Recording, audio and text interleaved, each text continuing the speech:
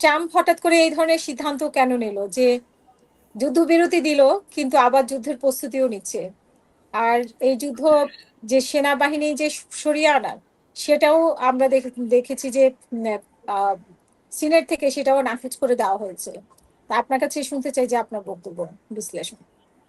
অনেক ধন্যবাদ আপা, প্রথমে আমাকে দিয়ে শুরু করলেন। কোনো অসুবিধা নেই, আমি বলছি কিছুটা আইনগত।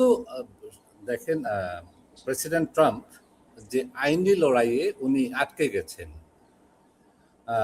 আর্টিকেল 2 যেটা বলছে যে executive power may take action in any military operation in any time if the country is in imminent threat. তার মানে যদি দেশটা খুবই কম সময়ের ভিতর ভোটাভুটি হবে না, ভোটাভুটি হওয়ার আগেই কোনো দেশ আক্রমণ করে ফেলতে পারে, এরকম অবস্থায় দেশ গেলে তাকে সেই ডিসিশন নিতে পারে। কিন্তু এই ওয়ার পাওয়ার অ্যাক্ট বলে একটা আপনার আইন পাশ করা হয়েছে 1973-তে, যেটা ভিয়েতনাম ওয়ারের পর যে প্রেসিডেন্টের ক্ষমতাটাকেও ওই আর্টিকেল 2টাকেও খর্ব করা হয়েছে এবং লিমিট করে দেওয়া হয়েছে সেই পাওয়ারটা, এক্সিকিউটিভ পাওয়ারটা। এবং সেই পাওয়ারটা এক্সিকিউটিভ লিমিট করে দিয়ে এটা 60 দিনের 60 দিনের একটা ভিতরে উইন্ডো টাইম, সেই উইন্ডো টাইমের ভিতর সেই অপারেশনটা শেষ করতে হবে। এখন সেই উইন্ডো টাইমটা আজকে 1 মে আপনার লেবার ডে, সেই ইয়েতে 30 দিন কমপ্লিট, 60 দিন কমপ্লিট হয়ে যায়। এখন আর কোনো কিছু করতে গেলে তাকে প্রেসিডেন্ট এক্সিকিউটিভ পাওয়ারকে অবশ্যই সেনেট এবং কংগ্রেসের পারমিশন লাগবে। যদিও বেঞ্জামিন নেতানিয়াহু এখনো কিন্তু বলছেন যে তাদের টার্গেটের যে বেশ কিছু টার্গেট তাদের এখনো রয়ে গেছে এবং তারা সেই টার্গেটটাকে ডিস্ট্রয় করতে চায় এবং আবার সেই যুদ্ধ জড়াতে চায়।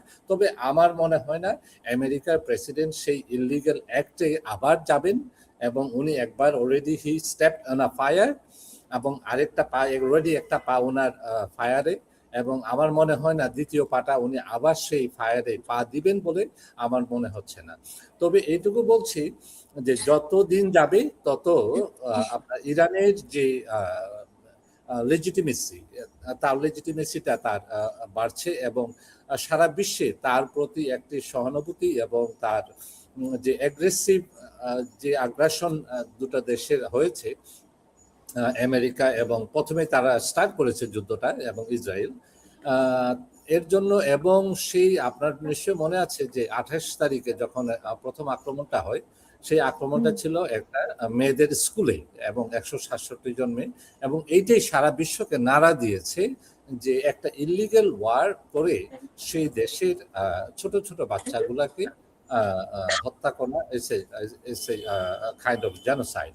তো আমি বলবো যে এটুকুই যে 7 দিন পার হয়ে গেছে, এখন আর আমেরিকা পপুলারিটিও সেই পপুলার মানুষের জনগণেরও যে পোল আসছে, সেই পোলে দেখা যাচ্ছে যে 75%, 75% মানুষ, আমেরিকান মানুষ চায় না এই যুদ্ধ করতে, এবং তাদের যে ছেলে মেয়েরা বিভিন্নভাবে মিলিটারিতে আছে, আর্মিতে আছে, এয়ারফোর্সে আছে, নেভিতে আছে, তারা যে এই যুদ্ধে যোগদান করুক এটাও প্যারেন্টসরাও চায় না। এবং মিলিটারি থেকেও সেরকম, আপনি জানেন যে অলরেডি আর্মি চিফ জর্জ উনি রিজাইন করেছেন, রিজাইন না, আপনার বাই ফোর্স ওনাকে বের করে দেওয়া হয়েছে, এবং নেভি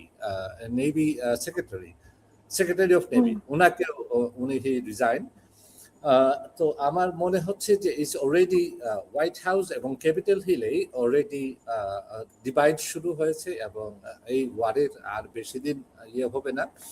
আমার মনে হচ্ছে না যে ওয়ারটা প্রলং করবে আর বেশি দিন, কারণ সারা বিশ্বে যে অর্থনৈতিক মান্দা, সেই অর্থনৈতিক মান্দা আমি আপনাকে দেখিয়েছি গত সপ্তাহে যে কিভাবে ক্রুড অয়েলটা প্রতিটা আমাদের জীবনের প্রতিটা ক্ষেত্রে ব্যবহার হয়, এবং সেই ক্রুড অয়েলের ব্যবহারটা আপনার দিন দিন শর্টেজ দেখা দিচ্ছে, ইন্ডাস্ট্রিতে শর্টেজ দেখা দিচ্ছে, তারপর আপনার জ্বালানিতে শর্টেজ দেখা দিচ্ছে। খুব শীঘ্রই জেট ফুয়েলের ক্রাইসিস দেখা দিচ্ছে ইউরোপে, এবং ইউরোপের যে বিমানগুলা, সেই বিমানগুলা অলরেডি দে আর না বিগ টাইম। আপনি নিশ্চয়ই জানেন যে কত প্রাইস হাইক করা হয়েছে, ফেয়ার ভাড়াটা, এবং তার কারণ হলো জেট ফুয়েলের দাম বেড়ে গেছে।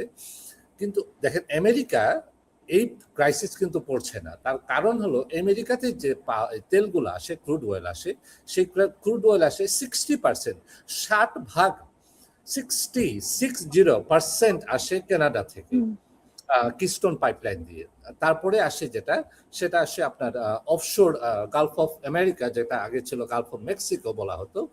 সেই গালফ অফ আমেরিকা, এখন ট্রাম্প বলছেন এটা গালফ অফ আমেরিকা, তাই আমি বলছি যে গালফ অফ আমেরিকা। সেই গালফ অফ আমেরিকা থেকে, অফশোর থেকে বাকি যেটা আসে, এবং ইনল্যান্ডে টেক্সাসে যে পরিমাণ আছে তেল, সেটা দিয়ে আমেরিকা এনাফ তেল এবং গ্যাস যেটা আপনার আমেরিকাকে সাপোর্ট করতে পারে।